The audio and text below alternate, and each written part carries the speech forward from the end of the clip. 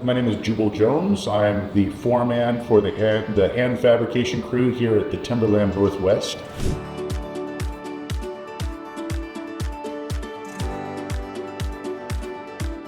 So the moisture content standard that we apply are always APA standard or better. And APA, I believe, for our product is 15% is common. A lot of times in the contract for our projects, our project contract will specify what percentage to maintain, and sometimes it's less than that, and sometimes it's more in tune with what the project requires. So we'll meet whatever standard is specified as long as it's at least the APA standard or better.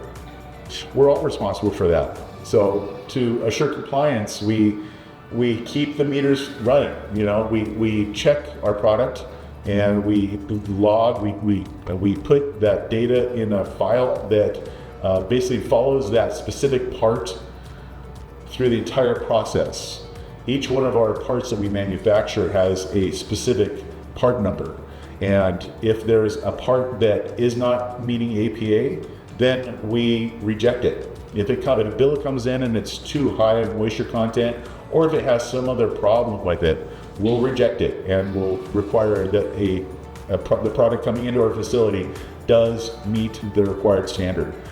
We never mess around with standards. Standards are really important for us to be able to maintain our product line, and we stand by our product. And in order to do that, we have to follow the specific standards that are required of us.